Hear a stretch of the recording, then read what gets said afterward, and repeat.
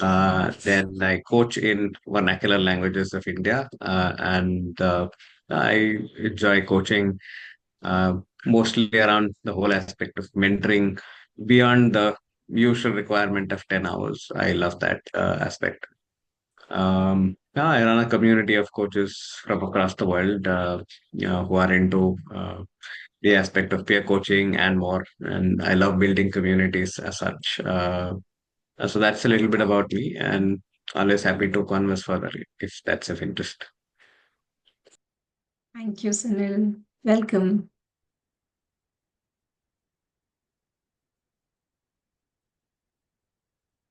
If anyone else would want to share anything here or on chat about themselves, most welcome to check in the way you feel comfortable.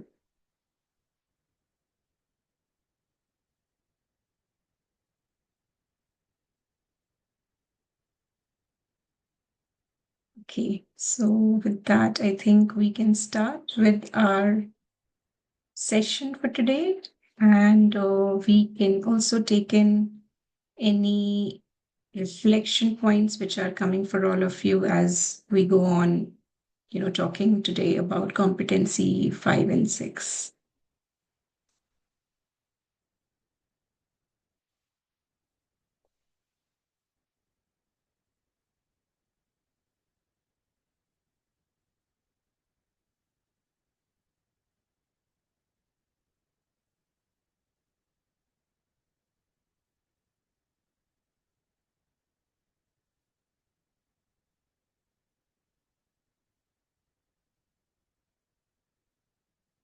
Welcome, Beata. If we couldn't say hello to you before. Hello, hi. Hi. Where are you joining from? I'm in Milan, in Italy. Ah, okay. Welcome. How's the weather there today? Oh, it's really great. Yeah, it's so hard to start in the office and work. I can understand. It's difficult to stay indoor nowadays. Yeah. Okay, can all of you see my screen now? Yeah. Yes. Okay. Okay. So I can't see your faces. So if you have any questions, do feel free to just unmute yourself and come in at any point of time. So today, this is a series which I'm doing for ICF Luxembourg. It's ICF Core Competencies Refresher Series. And so far, we have done part 1 and part 2. So we have covered um, 4 competencies so far. Um, the foundation and co-creating the relationship, we have covered 2 of that, and today we are going to cover the third in co-creating the relationship, maintains presence. And we are also going to look at communicating effectively, listens actively under that. So let's look at the definition of core competency 5, which comes under co-creating the relationship. So it is called maintains presence, and the definition says is fully conscious and present with the client, employing a style that is open, flexible, grounded, and confident. So the word fully conscious and present with the client comes from for the coach. It's almost like imagining an empty vessel, the vessel which is not already filled with what is present for the coach. Like if I am coaching someone, it is not all about Rashmi, that, what are Rashmi's beliefs, emotions at that time, what is Rashmi carrying. So when I enter as a coach in the coaching session, I have to undo and I have to remove all that Rashmi is carrying and just be there in the service of my client. So I need to be almost like an empty vessel to be able to hold space for my client, to be able to be completely present for what is coming up from my client so that I can provide that space which is empty for them. So whether it is about me taking proper rest maybe centering myself. If there is anything that is triggering me, if there is any emotion present, if I'm going through any difficulty in my life, I need to kind of label it or, write it for myself or reflect on it so that I am able to be my centered self, to be completely conscious and present for my client in the service of my client's goals, agenda, journey. And the word open, flexible is used because then I can listen to what my client is coming up with. I'm completely open to listen to what is presented to me from my client. I'm completely flexible to take the path, to take the journey along with my client on wherever they want to go. So I can completely be flexible to partner with them wherever they want to go, just like a flowing, river or a dance, which we say in coaching language. I'm grounded, and I can only be grounded as a coach when I have worked on whatever is present for me and I am in touch with myself. I'm completely present with whatever is happening in me. So I can be the grounded self, which can hold space for another fellow human being, or the client that I'm going to work with. As a coach, the word confident is used here. So confidence is coming from a place of the authority of the coach. So we say that in coaching, it's a non-authoritative, non-directive approach, but the confidence gives us the authority of the coach, that we can be in the role of the coach, so we don't get entangled, we don't get enmeshed with what the client is bringing, their stories and the emotions. We can have our own distance and our own confidence of the process. So we are able to hold the focus for the session. We are able to hold the goal for the session which the client came with, and we are able to hold the client themselves with whatever emotions they are coming up with our confidence as a coach, with our confidence on the process, with our confidence in the space that we are creating for the client.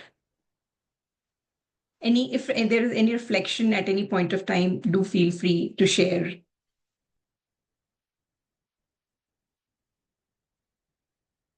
So under maintains presence, the first one is remains focused, observant, empathetic, and responsive to the client. Remains focused. So remains focused is coming from the place of that when I am coaching as a coach and I have a client I'm working with, I'm 100% focused on the goal that my client comes up with the aspirations of like my client, of the journey that my client wants to take with me, of the outcomes my client is looking at. So who this client is, I'm completely focused on this client. It's not about me. This relationship is not about me, like what I have done in my past. Who am I?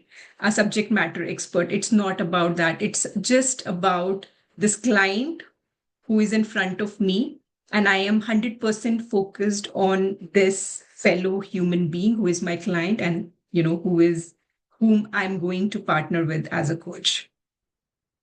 The word observant here is about observing, being really observant in the session. So for it, an example could be that in a session, the client is in the first half of the session, the client is very energetic, exuberant, is speaking very fast. And then, in the second half, probably the client's tonality has changed, or, they're sounding a little different.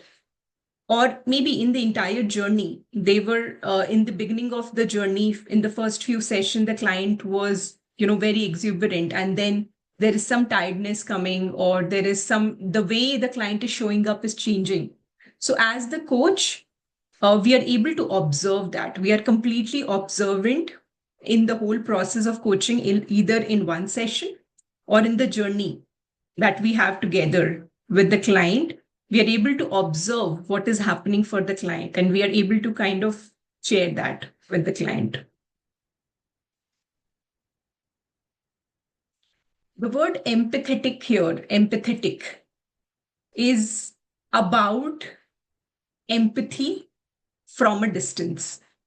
So when the client is going through something difficult, or when the client is sharing something, the competency says that, we hold a very empathetic stance towards the client. We are able to feel what the client is going through, and only through that sensing and feeling of what the client is going through, we can resonate, and we can offer them our powerful questioning, because it is coming from that place where we can connect with the client.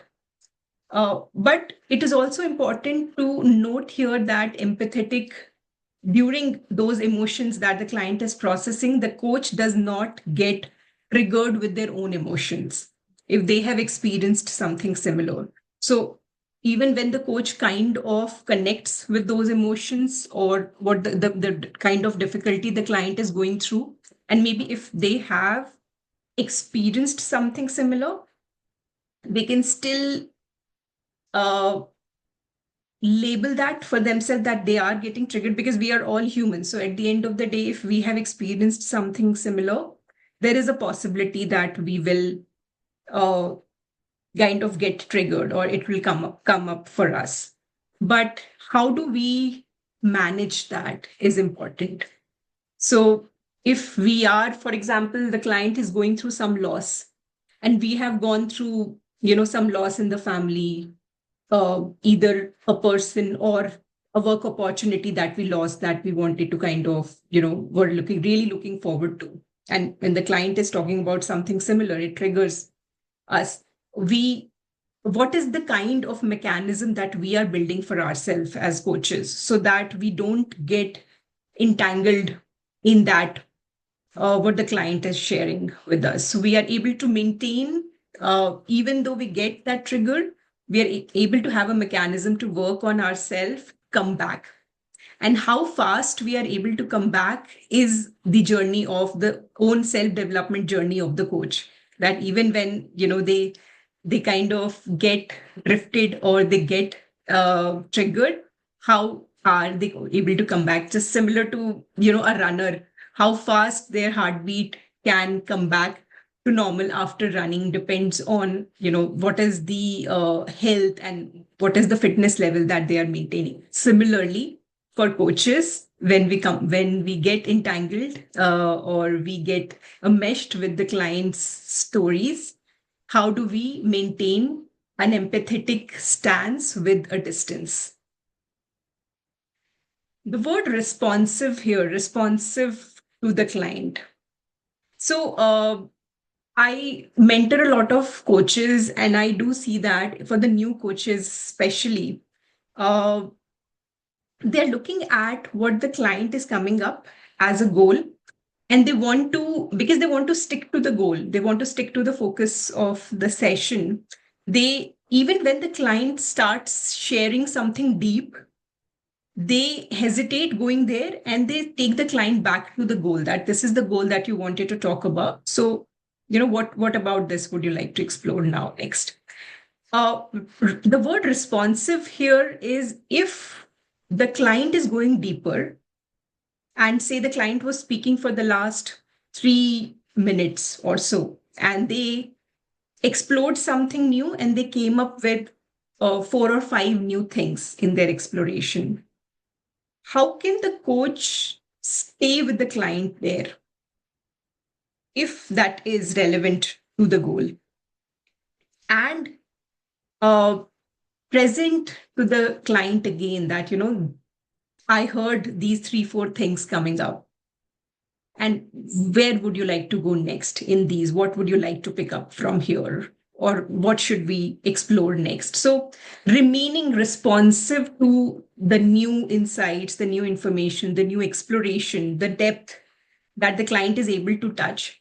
And how does, as coaches, we remain with the client, responsive to wherever they are going in their exploration, and are able to kind of partner with them there to take that forward.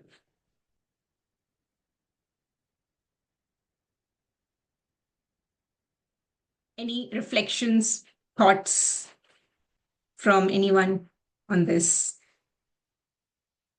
or any questions? I think, Rashmi, one interesting point you mentioned in terms of the observant space, that it does not end with, say, one session, right? It's a um, continuum that exists between session to session, and the aspect of being focused is also on, possibly, I don't know if you mentioned this or not, the internal chatter, the external chatter, everything is let go, right? There is like I have a metaphor in which I look at presence. So it is for me a space where um, I don't exist, as in I'm not Sunil, I'm not the coach, I'm not and none of the tags that I have exist for me there. So I absolutely remain possibly only the holder of space, right? So that's the only definition I have. And very interesting aspect is when you say, okay, our emotions are, not coming in. So we let the client paint their own canvas as such, and my colors don't go to their canvas. Neither their canvas affects mine. So it is a dance, like you said. Yeah. Thank you. Thank you for sharing that. And it's very beautiful as you shared this. What was coming up for me is we are an instrument of resonance here with the client. So we are not there and we are also there. Like, how do we really use both? Uh, Being there with a distance, being an instrument of resonance. So we are able to be empathetic there because we are a fellow human being in that session, and we are able to connect and we are able to resonate and we are able to empathize, all because we are a fellow human being in the session. We are able to be compassionate there in the session because we are a human being. We are not like a machine there.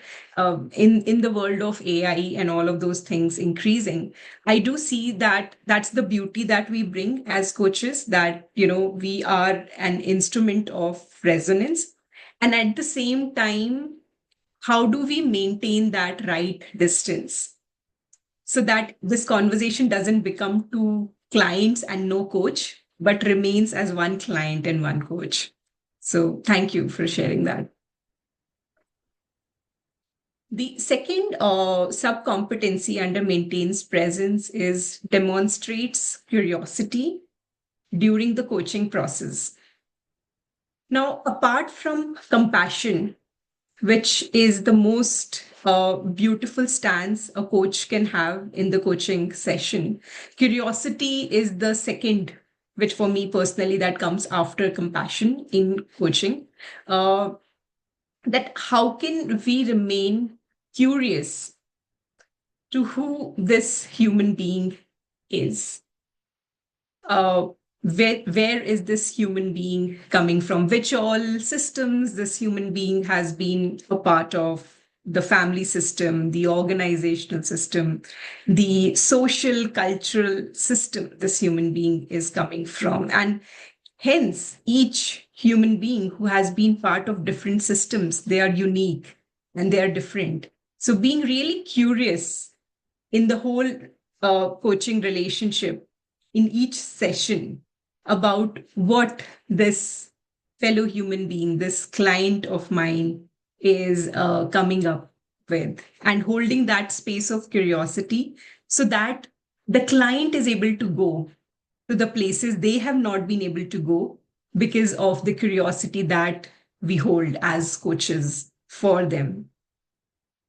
Uh, the word curiosity also brings for me this aspect that it's almost like being a child in the process of coaching, that you don't know what is going to happen in the coaching session, and it's magical, it's mysterious at the same time, because you don't know what's going to happen, how we are going to go wherever we need to go.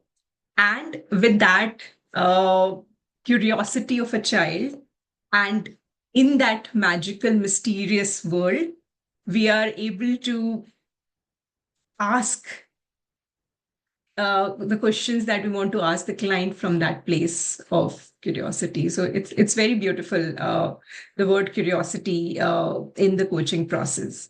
And I think that makes it also the most beautiful dance between the client and the coach, because they don't know where they want to go. So all the questions are open ended to kind of nudge that curiosity for the client and for the client to be able to explore what they want to explore during that process. Any reflections for anyone coming as we explore curiosity? Just one thing about that stood out to me is it's really beautiful how you said that about a childlike curiosity, but being able to be in that space yourself can also help in that container that we're holding to model the behavior for the client. So they can also kind of widen their purview, kind of explore a little more. And it's, we're modeling behavior, we're making it safe. And if they're looking to us for expertise and professionalism, but they're saying that, oh, this is okay to do. My coach is doing this, so maybe it's okay for me to try. And so I thought it was really nice how you said that childlike curiosity. Yes, yes. Thank you, Carrie, for adding that. And what is also the other word which is coming up here for me as you share this, that we are modeling and we are creating that safe space, but that also the space is also very sacred, and it is completely in the service of the client. That curiosity is completely in the service of my client. So it has to be a clean curiosity in the service of the client's goals, the client's agenda. It can't be my curiosity as a coach. So, for example, I love traveling, and if somebody is talking about something related to travel, I cannot get curious and ask, okay, so what is this place like, and what happens here, because that is serving my curiosity, not the client. So it is also important that how do we again maintain that distance while being curious, that it is always in the service of client, and it's the word I use there is clean curiosity. And that it is every time that I am curious, I can ask myself that, is it deepening my client's agenda? It is serving my client's agenda? Is it taking my client closer to their goal? So that will be the curiosity that serves them the best. The third subcompetency here is manages one's emotions to stay present with the client. And I think we already spoke a little about the emotions that we get when we are listening to the client. And if we have gone through something similar, for example, a loss that the client went through, and they are talking about that. And if we have also gone through a similar thing for ourselves, there was a conversation I was kind of assessing very recently, and the client was talking about driving, like how difficult it is for them to drive. And then later on, while giving feedback, mentoring feedback to the coach shared that, it was when the client was sharing about the difficulty they have during driving, I have the similar difficulty and similar emotions that I kind of experience when I think about driving. So when the client was sharing with them about driving, they were experiencing their own emotions in their body.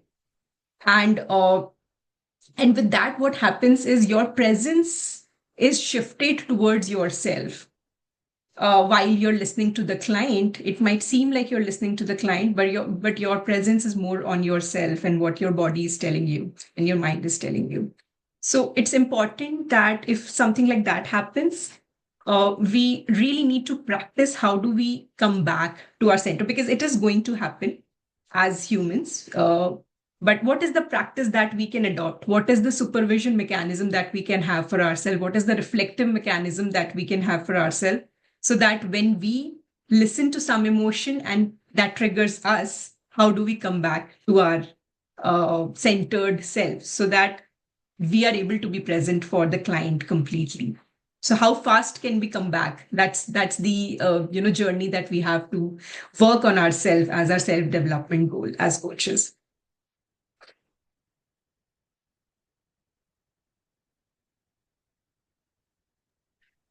Any reflections Rashmi, for if I any? Yeah. may Yes, please. add, can you hear me? Yes, please go ahead, Shweta. Okay. So when this thing happens to me, I usually you know how it's very metamorphical, how you have an out of body experience. You dissociate with yourself. That's the quickest way that I've learned to deal with this. And just immediately switch off, dissociate, listen to it as a third person, like a from another position, not from where you are right now, because you're going to be how do you say, absorbing it in and then processing it in as your own then, if you don't dissociate. So I think dissociation works very well for me in this scenario. Thank you, Shweta. Thank you for sharing that. So what is your mechanism of dissociation? You just like see it as an observer. Yes.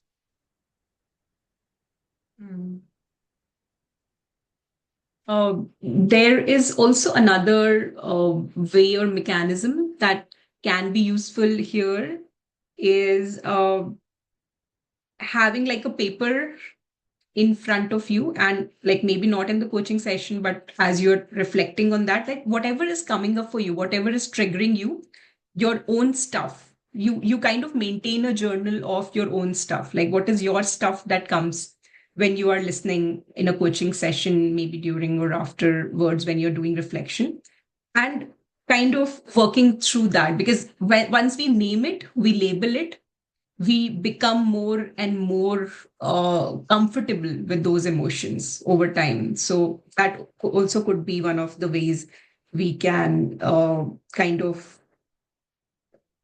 build a mechanism for ourselves to come back to our centered self. Yeah, that's a very practical approach. I think that also satisfies competency too, where you self-development, reflection. Yeah. Yes.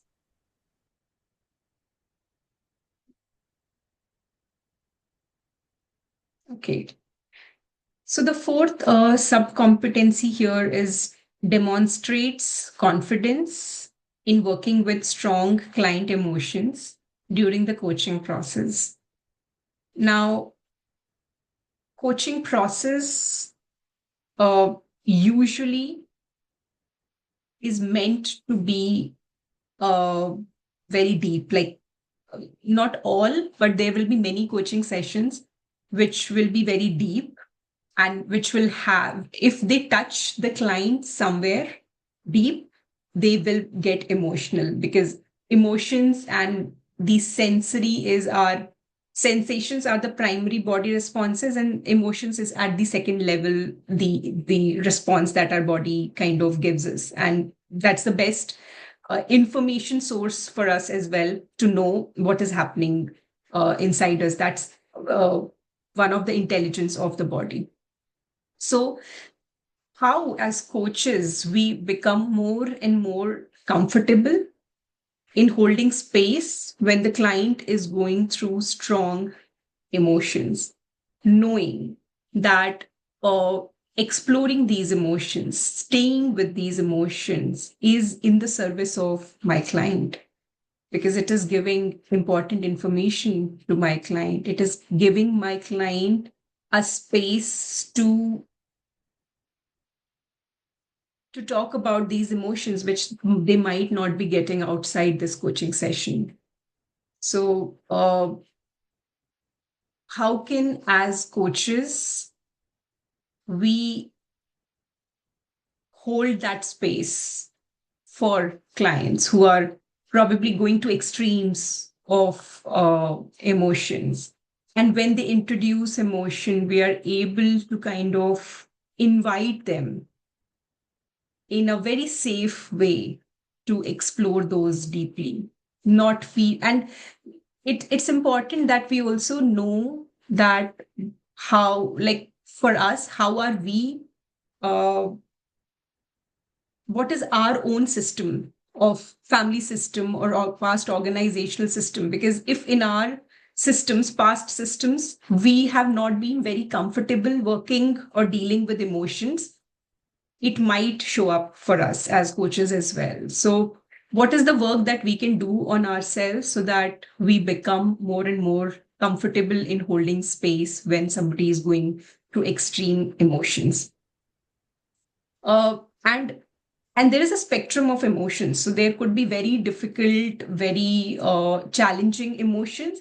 And there could also be very exuberant and celebratory kind of clients who are like very high on very positive emotions. And I have seen that some coaches are not comfortable with those as well. They are like, okay, enough of celebration. Let's come back and, let's come back to the point. So the way we have experienced dealing with emotions, like for some people, it's not okay to be in the celebration mode all the time, and coming back is important to work on what is the task at hand. So it's important that we stay with the client with their unique place wherever they are, the context in which they are coming, if they are in whichever spectrum of emotion they are experiencing, they are exploring. The coach can be present with them. The coach can hold the space to be with them wherever the client is, because that is what will serve the client, if that is what will serve the client in that session. So that's the self-development journey that we have to take in order to be at ease in dealing with different spectrum of emotions.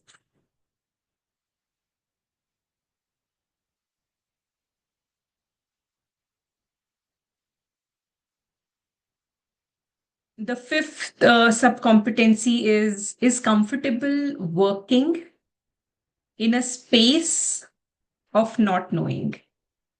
And we were talking about this not knowing while we were exploring curiosity. And this is about I might not know where this conversation is going, and how will my client get what they're looking for. And they might be initially, when I started my coaching journey, I used to be a little anxious that the client wants to achieve this in this session. I don't know how I will be able to take them there. And then I used to get into my own anxiety, and it used to be very difficult for me. And I almost used to be in the space of doing that. Okay, what right question should I ask this? What powerful question should I ask so that my client gets what they're looking for by the end of the session? And then, I realized throughout then during my coaching journey that it's okay to not know. It's not my work to know. It's not my responsibility to know how the client will reach there.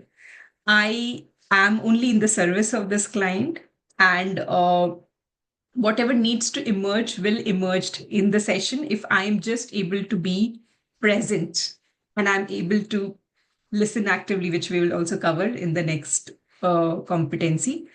But the whole journey for me was to be comfortable with not knowing what is going to happen in the session, not knowing how my client will get what they're looking for, and not knowing and being comfortable also gave a lot of ease and space to my client, because I was not in the place of doing that. Okay, I have to ask right questions and all those things. So I could relax in my confidence as a coach, and I could give space to my client. And with the presence that I could have, because there was all of these things reduced, I could just, explore with my client what was really useful for them with respect to their goal. So it's been a journey of working from a space of knowing, being a subject matter expert, and suddenly seeing that I don't have any anchor, there's nothing I can hold on to, and I'm just completely without anything here in this session as a coach. But slowly I became comfortable not holding anything and being just there, not knowing anything in the session, and allowing the client to figure out. Because a lot of times initially during my session, my client would ask me, okay, so these are the 3 4 things which are coming up for me, what do you think is the best thing I should be doing there? Or after the session as well, they will come back and ask, okay, so these were the things that were coming for me, what do you suggest I should be doing? And uh, initially, I used to feel that if I don't tell my client something, will they come back to me for coaching because I'm not providing them anything? Uh, and then I learned and realized in the journey that my answer is not the right answer for them. So it's not my work to tell them what to do. And so I could then, with a lot of ease, with a lot of confidence, I could tell my client that, whatever you need to know will come through you, not through me. And my answer might not be the right answer for you. And so I could then gently put the ball again in their court and ask them that, what do you think needs to be done here? What do you think is your next right step? So that has been my journey of becoming more and more comfortable working in a space of not knowing. If any one of you want to share anything in for this, uh, most welcome to. Yeah, it sounds very beautiful, and how you've evolved, the whole being comfortable in a space of not knowing. Um, it's almost like you evolve into this secure and confident person who's just allowing uh, the client to take you where they want to take you, almost like coffee shop hopping with no deadline or no curfew time. Yes. With Yeah, that freedom.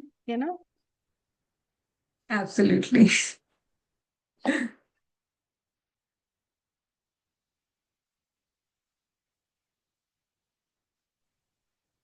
Rashmi, something else that I'd like to add. So I'm off video because it's Yeah, yeah. 10:45 here at my place. One interesting aspect was, so I use a little bit of these aspects of beyond the logical aspects in coaching. And one of my first experiences was in terms of navigating the unknown unknowns was a client said, I don't know what I need in this session. And then we entire conversation was about, I don't know, what would you like to achieve? I don't know. How would you know that you're there? I don't know.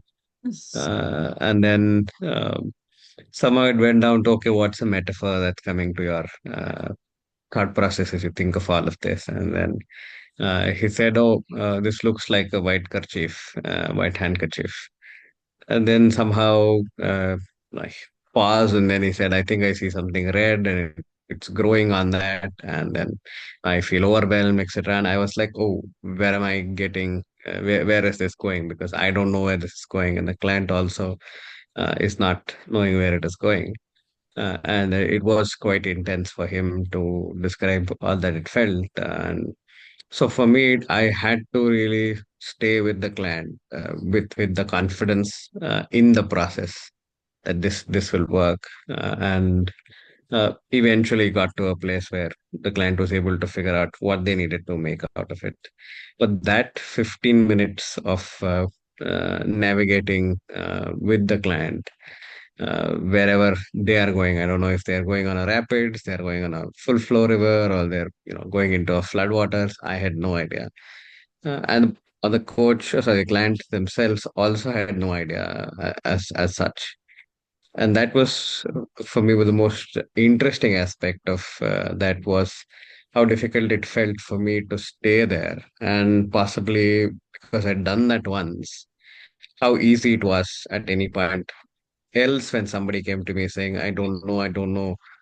It felt the easiest to just, okay, I think I've done it once. It's going to be easier right now. And again, it comes into the confidence aspect, comfortable aspects, and just staying with the client. Yeah, as you share this, I can imagine it's such a gift for the client that, in the space of not knowing, you were there with them throughout. Absolutely true. Absolutely, yeah. And somehow that also enabled me to sort of use that as a space of strength in coaching as such, saying that really helped. And I sort of experimented with a lot of things with clients' permissions through the conversations later, and with multiple other spaces as well. Uh, to also maybe challenge the client in some of those spaces, not necessarily being the good coach, the aspect of can be a space where we can challenge if that works out. So uh, that is also another possible direction to look at it. Yeah. Wow. Very powerful. Thank you for sharing, Sunil. And I think just connecting with what Sunil was also sharing, the last sub-competency creates or allows space for silence, pause, or reflection. Uh, and this is, most of the people say, is the most powerful coaching tool, silence. Um, and usually in our life, this is a gift that we can give to our clients because they don't get this space outside of coaching session most of the time. So getting space for silence, to pause and to reflect where the coach is still holding space for them. And sometimes, personally, I have experienced that in my sessions, the silence could be very long. And then, the and initially I used to feel that the client might get uncomfortable with such long silence because I'm silent for such a long time and they are thinking and like they're looking at me. But usually when I have got their feedback, they have told me that, it was useful for them and they were still processing some thoughts. So usually we see that in coaching session when there is silence, uh, it allows the client to process whatever they already shared or new thoughts which are kind of coming in their mind. So it gives them that space for processing, for reflection. And if they are done, they can ask you that, Rashmi, are you present with me? And I can say that, yes, very much. I'm here with you. And what else would you like to explore now? So you can always be there with the client, and offering silence. It's a journey of knowing how much silence to give at what place and how to get comfortable as a coach in giving space of silence. um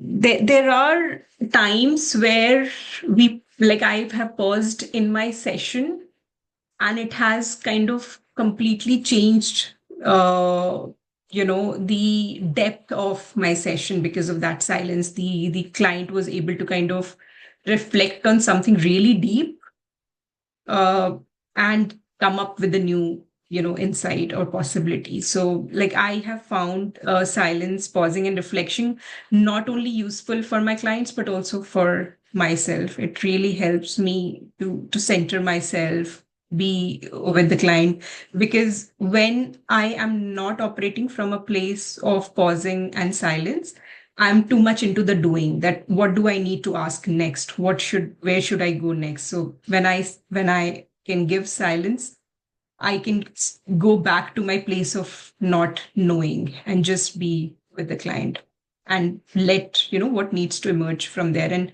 we can always ask the client what next in the session, where would they like to go next. So we don't need to take the least amount of thinking we do in that session, the best it will serve our clients. So, or whatever thinking we do has to kind of give space for the client to reflect. It has to be in the service of reflection for the client.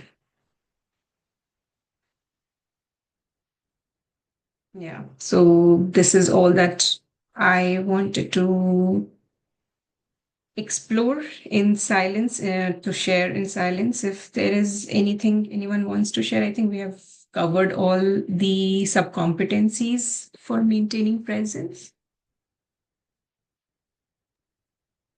So we can look at. Rashmi? Yes. Sorry. I'd love to ask you a question. Is that okay? Yes, please. Thank you. The question I have is, so this was a great session. It reminds me of how we've all grown so much as coaches. What you said about your challenges when you were beginning to coach certainly resonated.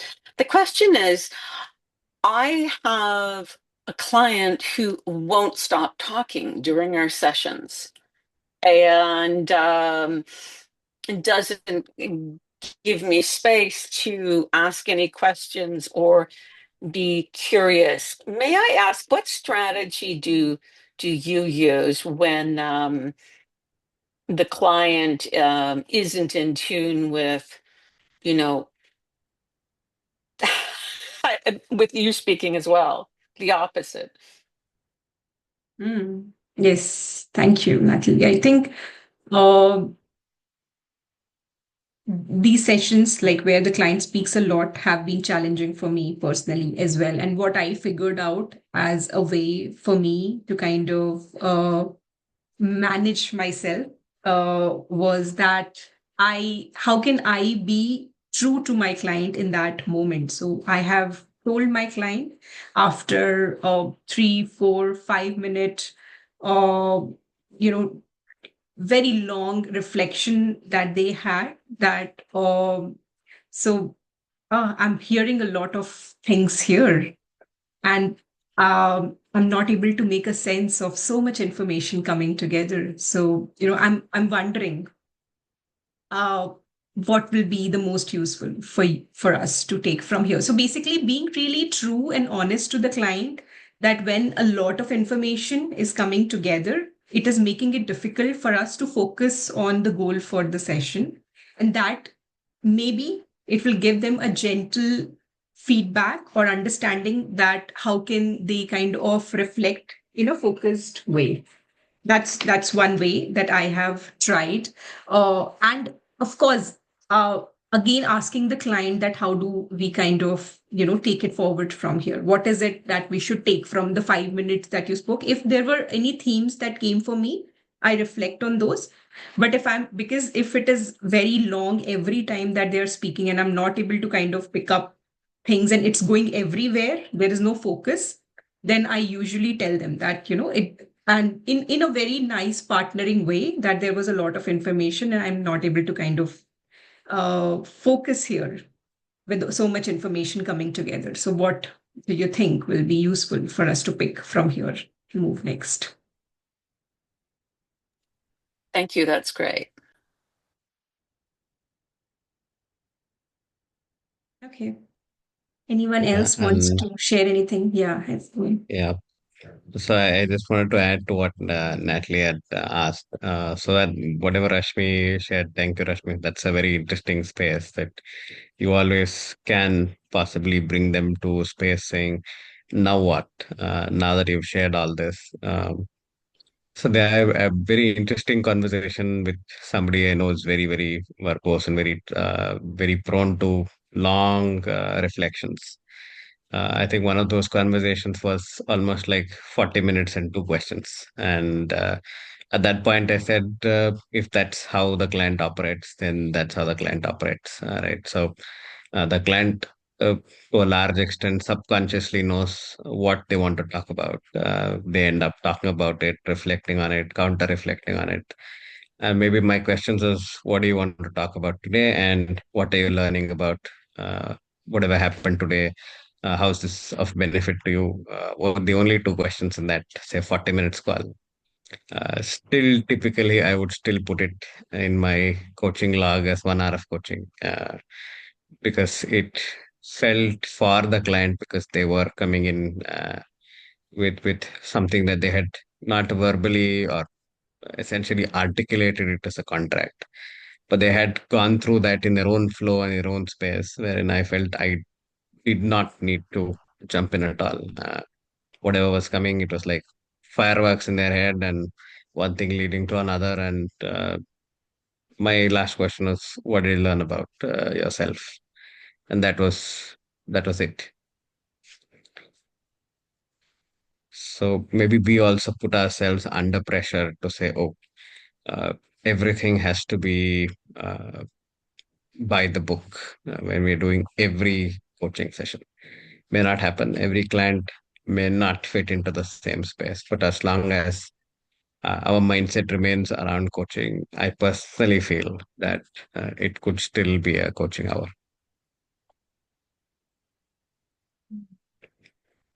Yeah. Yes. I think what was coming up for me is really understanding the unique needs of the client, maybe having a conversation, pre or post conversation with the client to understand what was useful for them as, in the session, what kind of style do they enjoy the most in the session. And like there was this client I was working with, and she used to speak a lot, and then later on, when I kind of was taking some feedback from her, she told me that it was her need that the coach interrupts her or challenges her or brings her back to focus, because she gets lost in her when she is talking a lot. So probably having this conversation before or after the session to understand what is the style of the client could also be one of the ways of navigating this. Yeah, absolutely true. And because just before this, I was part of an MCC demo.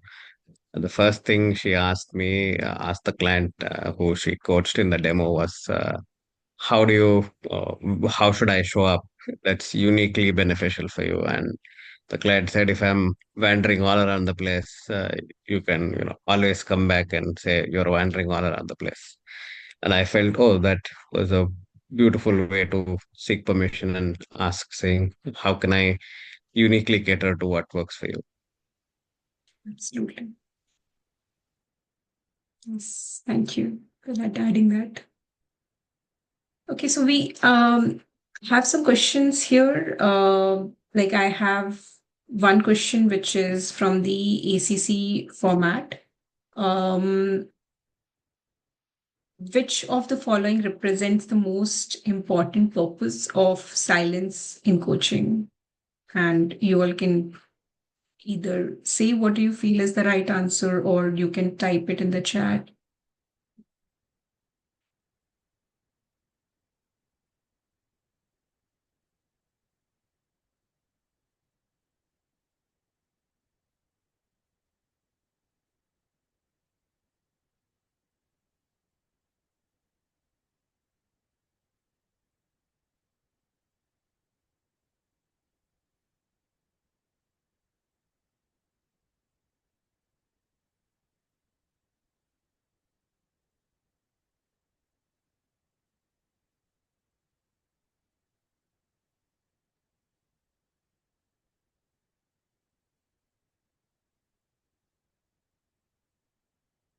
One and two. Okay, so the right answer here is one, to allow the client to process their thoughts. So, as we were exploring during the subcompetency of silence, uh, when we provide silence, it allows the client to complete the processing of, what they were kind of talking about or thinking, or if there is any new thought which is coming up for them as we pause for silence. So this is as per the new ACC format.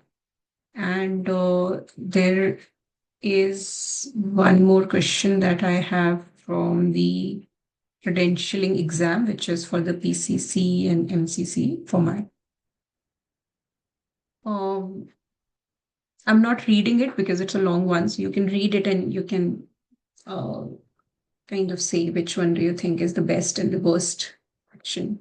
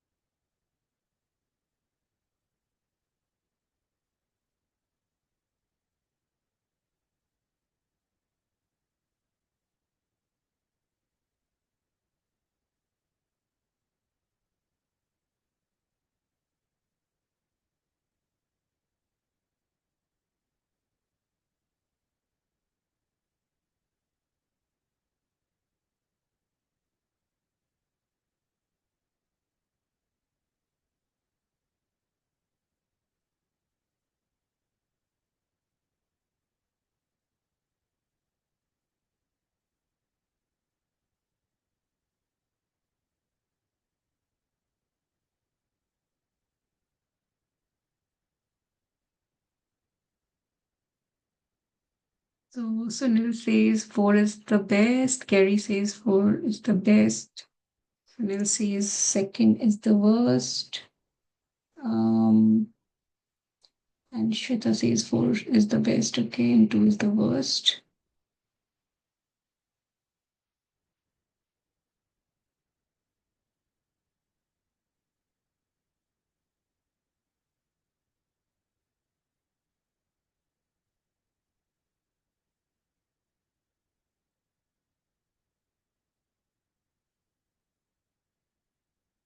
So the best answer here, and this is taken from the ICF website, the sample questions.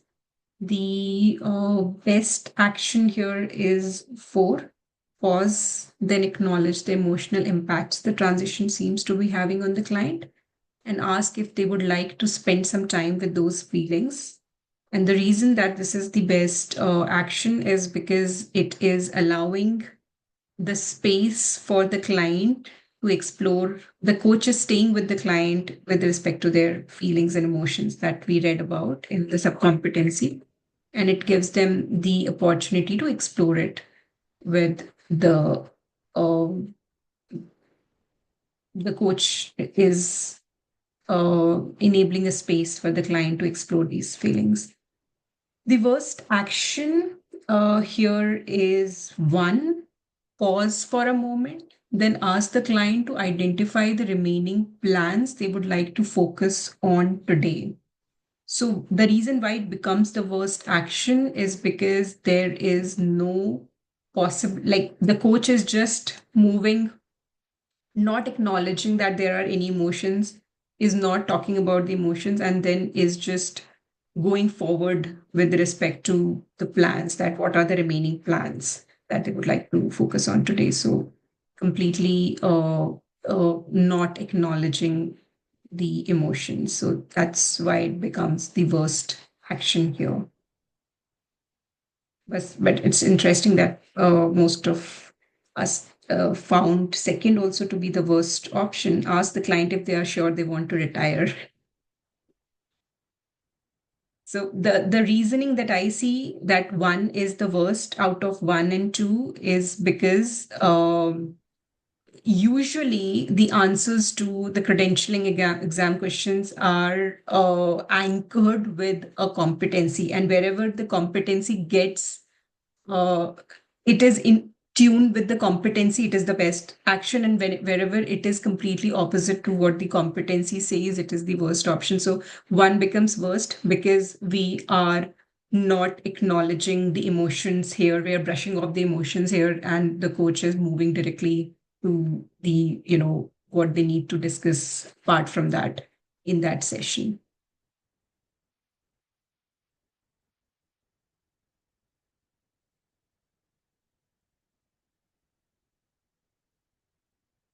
Okay. So, looking at the time, I wanted to cover the whole session in 1.5 hours today. So we are running a little bit late on time. So we'll try to do lessons actively a little quickly now.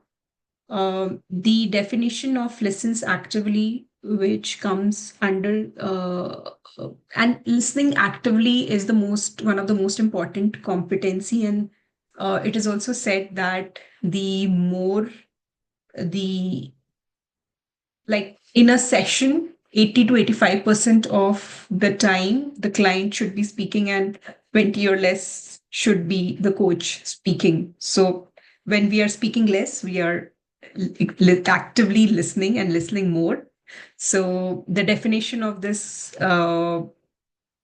competency is focuses on what the client is and is not saying, to fully understand what is being communicated in the context of the client systems, and to support client self-expression.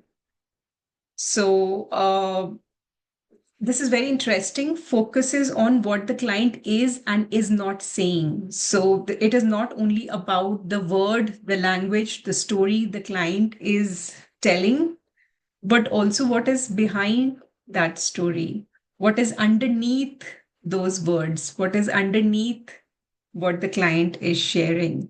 So, the coach is able to see what the client is not speaking as well, as they are observing, noticing, and listening not only from their ears, but also from their eyes. They are completely listening, observing, noticing what is happening in the client.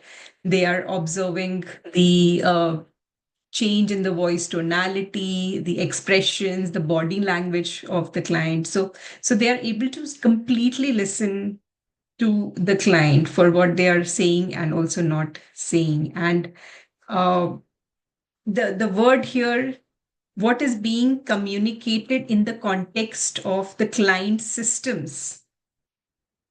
So as we were talking about the systems we come from, like we come from a family system, we come from being a part of a cultural or social system, a country of origin system, educational systems, and then professional systems. So each client is so unique because they have traveled through so many systems, and they are a part of so many systems.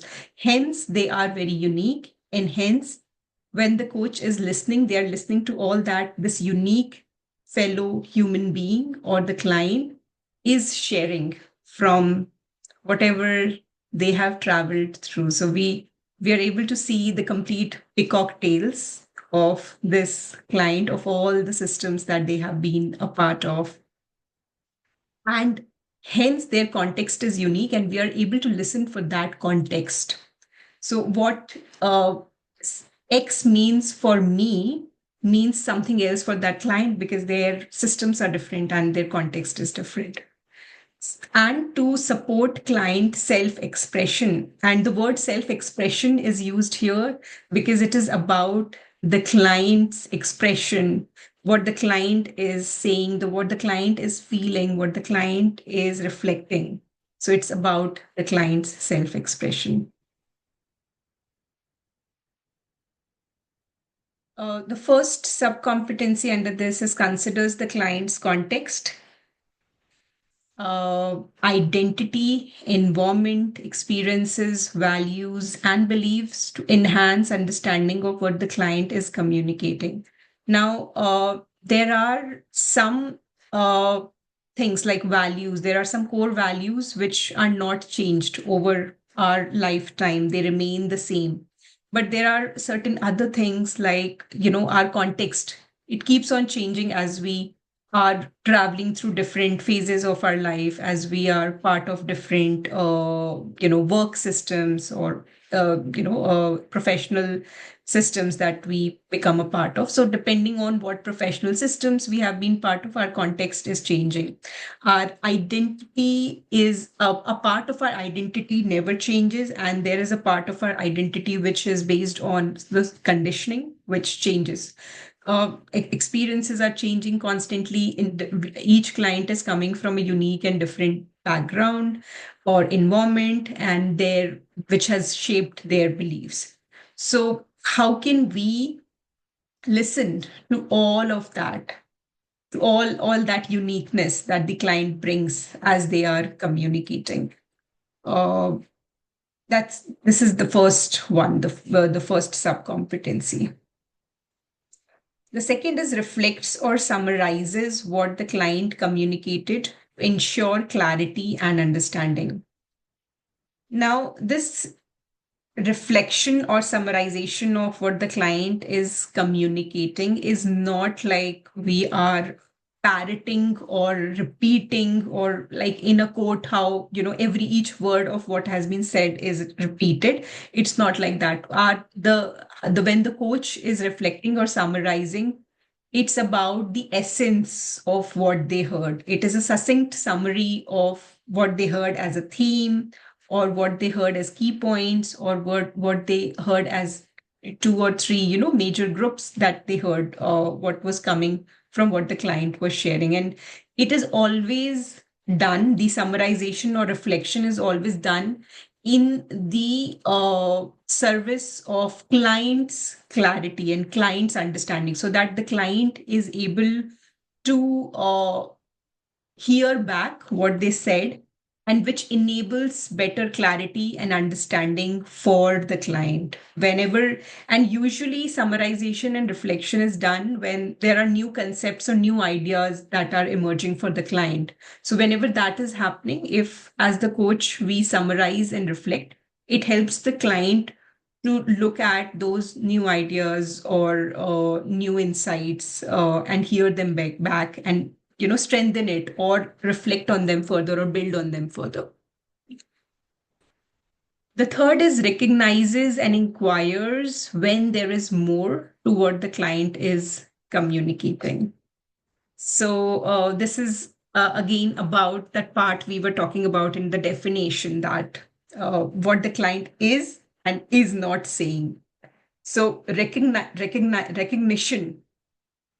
of what the client is not saying could be an example could be that um, there I can sense emotion, but the client is not talking about an emotion. And inquiry is about inviting the client that that I am sensing that there is an emotion present in this moment as you share this, and I'm wondering what is happening inside of you in this moment, or what are you experiencing, or what is beneath what you are saying right now. So recognition along with an invitation to inquire helps the client in reflecting further, or to go deeper. So, and or to take whatever they are communicating to a deeper level.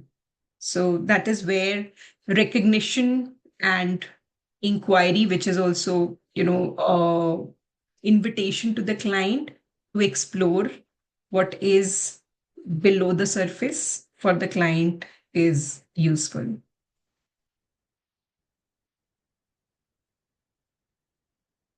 Notices, acknowledges, and explores the client's emotions.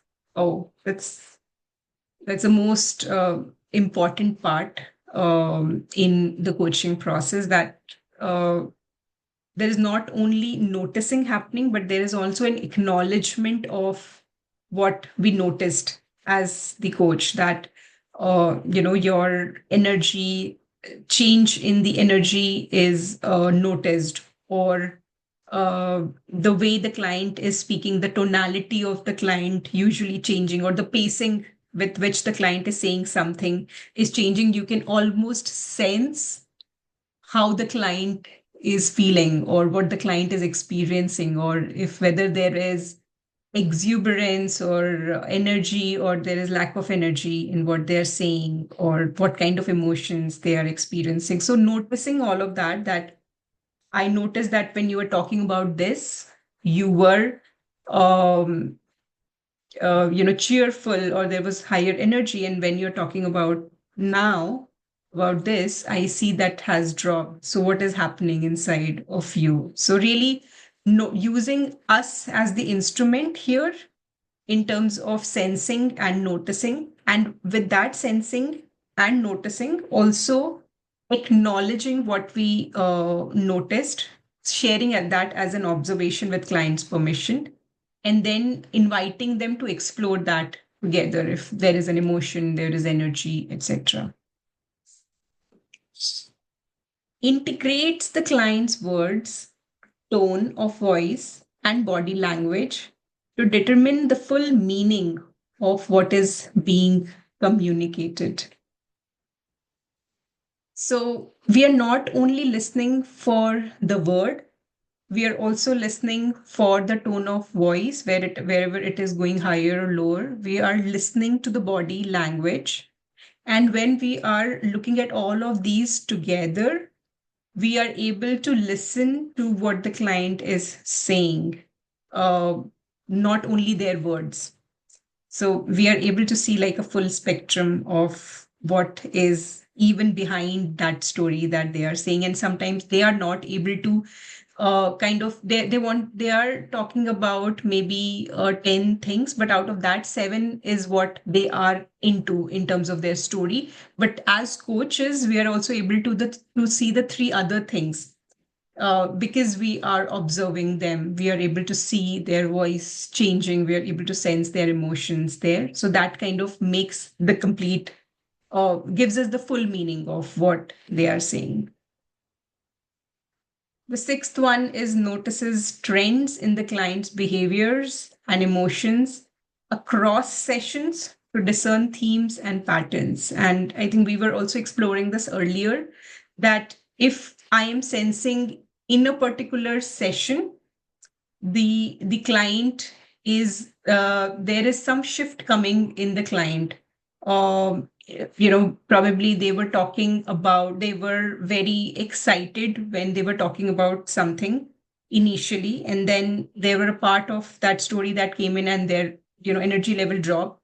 So we are able to show that to the client. Or if we are seeing that the client is saying most of the time in the session, I don't know, and uh, I'm not sure, and throughout the session they're saying that, then if with their permission, if we can share that observation, that I'm hearing that you are saying most of the thing, you sound very unsure, so I'm just wondering where is that coming from. So either it's an invitation, either the client can take that as see that pattern for themselves, or if they say that no, I am usually confident and it is nothing, that's the client's work, and that then it is up to the client. Do they want to kind of explore that pattern further? Does that resonate with them? Does that make sense for them?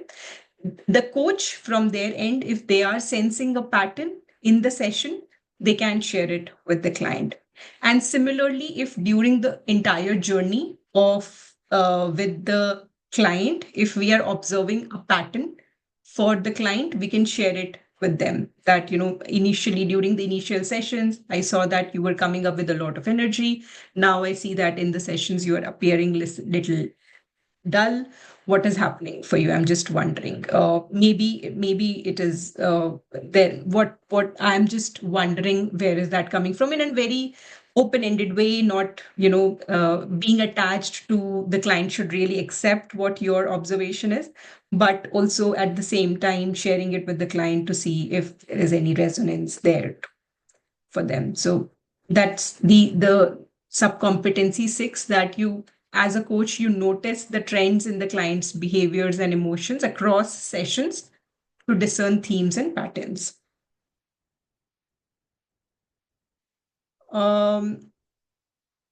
this is the ACC format question. A coach asks the client permission to coach in a new and sensitive area. What is the purpose of this request?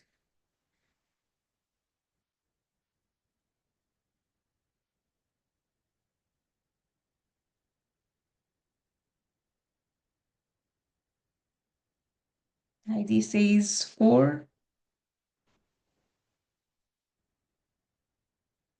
So four is the answer here, to create a safe space where the client has a choice. So, the sub-competency of creating safe space and client having the choice. It is not from these two competency, from earlier competency. And yeah, that's the correct answer.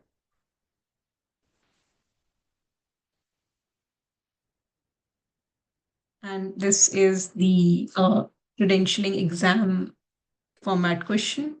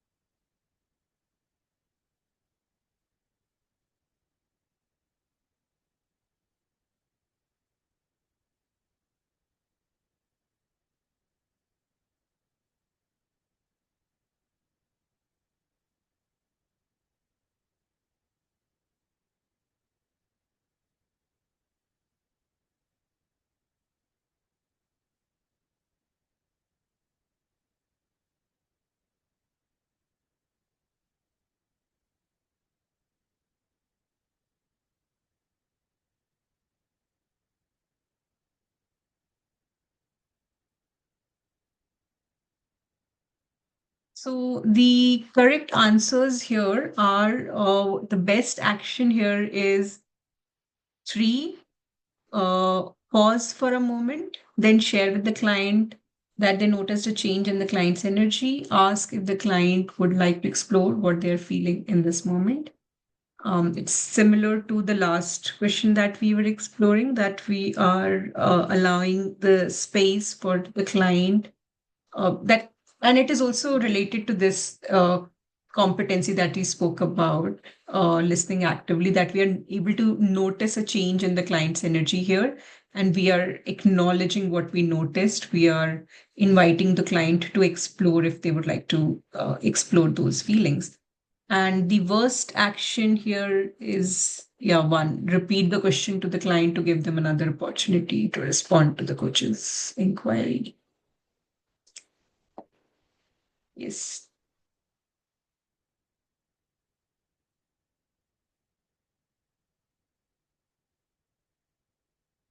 Okay, so is there any other questions that anyone has? I think we have covered everything that I had planned for this session. So if there is any question, any reflection in the second competency, we couldn't take any reflections or questions. So if you have anything. Rashmi, may I ask a question? This is Yes, Tatiana. please. Yes. Yes, I'm just wondering what the principles for worst action in these questions. Okay. So basically, in this question, the option 1 is becoming worst because when you are in this question, if you read these lines from here, the client starts by discussing the things they're looking for in a new job, and they're energetically listing opportunities for growth, challenging responsibility, a talented team to lead, and the potential for travel. And when the coach asks what the client's children and aging parents may need in a new community, the client's excited smile disappears and they are suddenly quiet. So what should the coach do? And when in this, the coach repeats the question to the client to give them another opportunity to respond to coach's inquiry. So basically, here the coach is not acknowledging where the client is, like they haven't acknowledged the energy shift that is happening for the client here. They failed to acknowledge that there was a shift in the client's facial expression or tonality when they spoke about, when the coach asked about the children and the aging parents settling in the new community. So that whole excitement that the client was showing, when it disappeared and they became suddenly quiet, the coach has missed the opportunity to pick up on that clue, or to pick up on that response by the client. And whenever, so basically, mostly the worst actions are those where which is going completely against the competency or subcompetency. So the 2 and 4 also not so good, but that's absolutely bad. But the Yes. worst according to the following competencies. Okay. Thank you, Yes. Rashmi. Yes. Most welcome.